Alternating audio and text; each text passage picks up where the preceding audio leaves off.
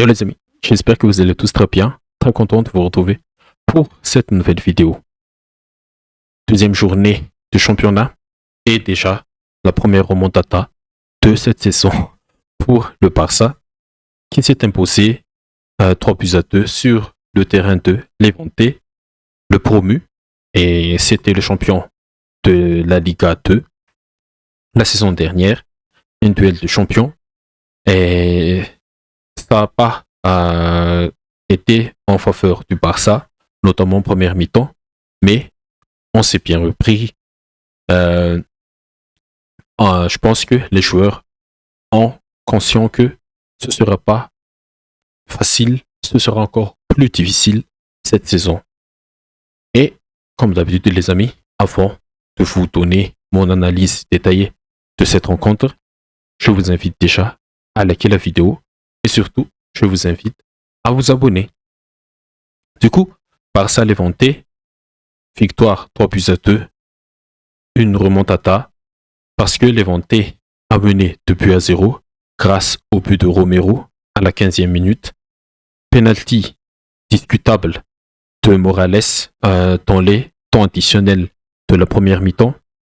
Et au retour de vestiaire, Pedri a lancé la révolte côté catalan d'une magnifique frappe avant que 3 minutes plus tard, Ferran égalise sur un corner bien frappé de Rafinha. Et en toute fin de rencontre, le défenseur de Levante, El Ghezabal, marque contre son camp. Sur le 11 de départ pour Levante, un 5-4-1. Le gardien compose Tolian piston droit, Sanchez piston gauche. Sanchez qui a fait un énorme match face à la Yamal. Sur les trois centraux, Cabello, le malheureux El Ghezabal et De La Fuente. Sur la ligne de 4, Morales, il était plutôt un deuxième attaquant, mais sur la phase défensive, c'était vraiment un 5-4-1 bien marqué pour Levante. Morales, Martinez, Rey et Brugué. Et on a seul en pointe sur ce 5-4-1 là, c'est Romero. Et pour le Barça, Juan Garcia, il est très bon. C'est un très bon gardien, mais il doit un peu plus s'exercer sur les pénaltys. Sur le penalty là, il a fait pas mal de un peu de mouvements rigolos, mais il a quand même arrêté beaucoup d'occasions de but de Levante. En défense, Eric Garcia à droite, une nouvelle fois titulaire à la place de Koundé, Auroro Koubarsi. Le tandem, pour moi, ne marche pas encore. Baldé sur le côté gauche, bien sûr. On va un peu changer la couleur de Baldé. Au milieu, Cassato et Pedri. Cassato titularisé.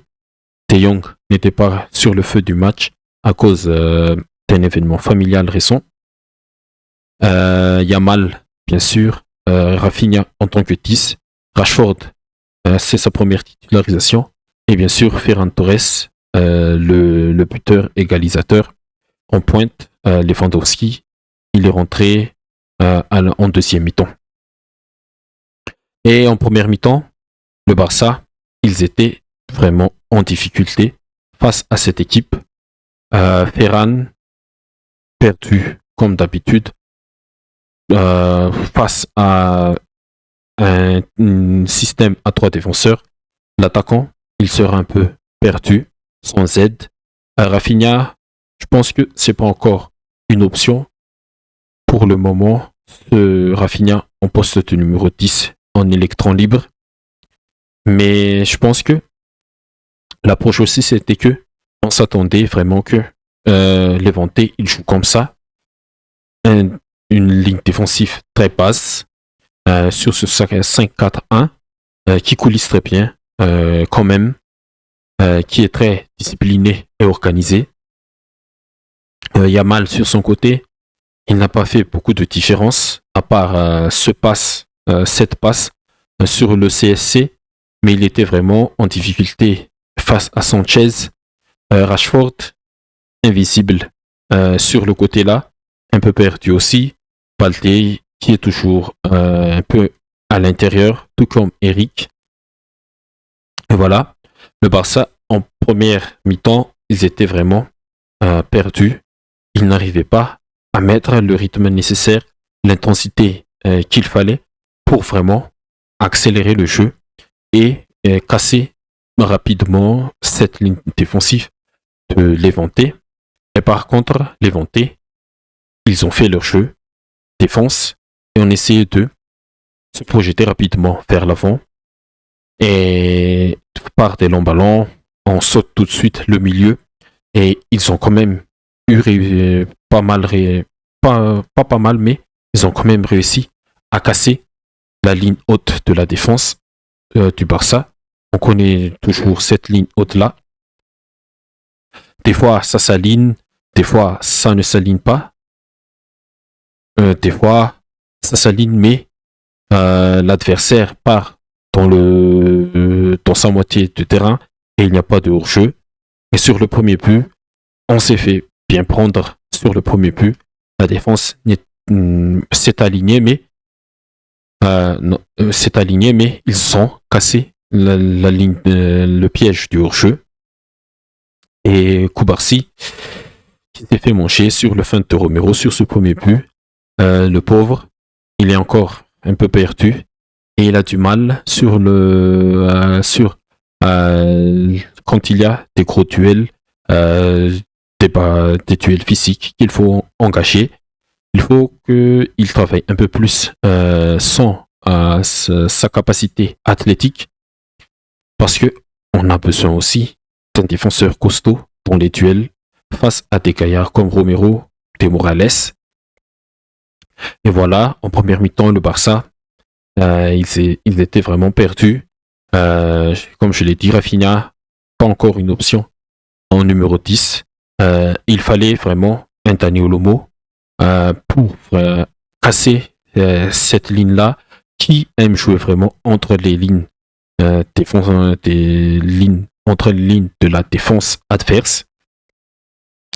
Et en deuxième mi-temps, bien sûr, dès les deuxième mi-temps, on a eu la rentrée de Olmo et Gavi.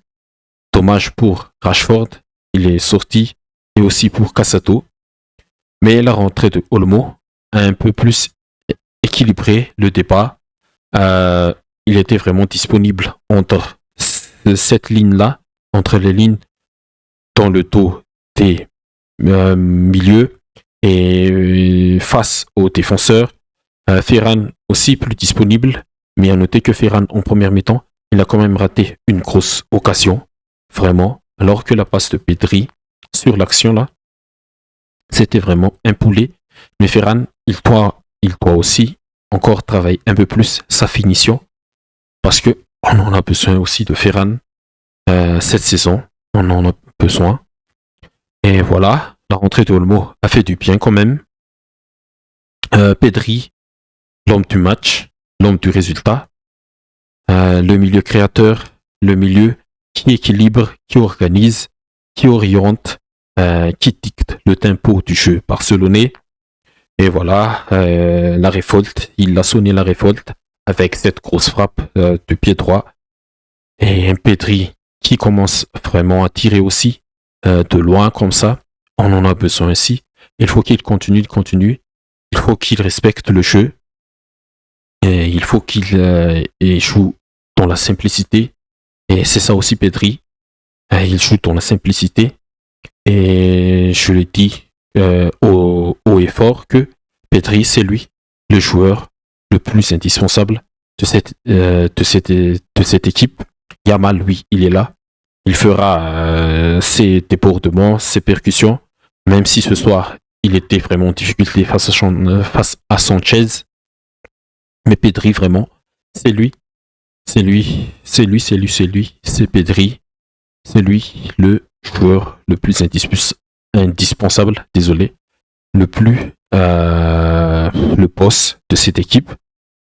La rentrée de Lewandowski en toute fin de rencontre, c'était plutôt un ajustement tactique, car on était passé de en 3 défenses, parce que Christensen aussi était rentré, et on a eu une défense à 3 avec Eric, Christensen, Koubarsi, et on a eu Pedri et Gavi au milieu, et vraiment une forme de 3, 2, 4, 1, ou 3, ou 3, on va aussi l'appeler 3, 2,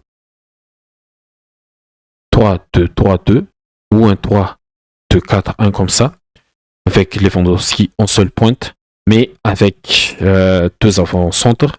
Là, il y avait plus de boulot pour les centraux de Levante.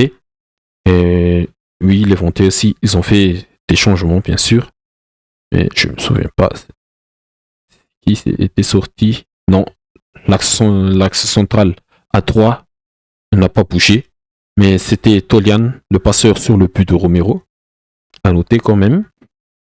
Il était sorti, remplacé par Victor Garcia, Sanchez, émoussé physiquement, malgré son très bon match face à la mine.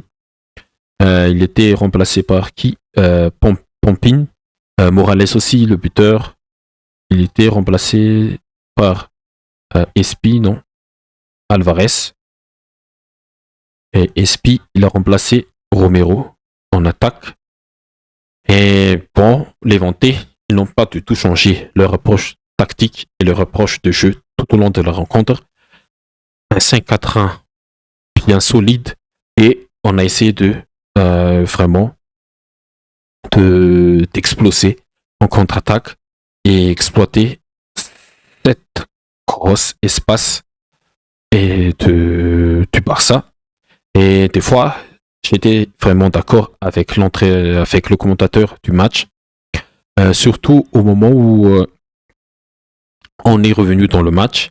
Des fois, il faut que tu temporises un peu la rencontre, même si ton jeu c'était faire toujours ce piège de hors-jeu, te donner beaucoup d'intensité. Mais là, je ne retrouve pas encore l'intensité de la saison dernière. Il n'y avait pas encore des grosses pressings, des contre-pressings à la perte de ballon. On espère qu'on retrouvera petit à petit cette approche de jeu-là, cette phase de jeu aussi. Parce que, comme je l'ai dit toujours, quand le pressing et la contre-pressing est bien synchronisé, le piège de hors-jeu marche automatiquement. Pas besoin de faire ces mouvements d'alignement et tout ça, mais il faut bien presser collectivement et la ligne du hors-jeu est automatiquement respectée si on veut toujours jouer de cette manière-là. Et ok les amis, qu'est-ce que s'il y a à dire, Rafinha, pas donc un 5 en sort, mais passeur décisif quand même sur le corner, qui aussi la rentrée de Lewandowski, on voit bien que il n'est pas encore au top de sa forme.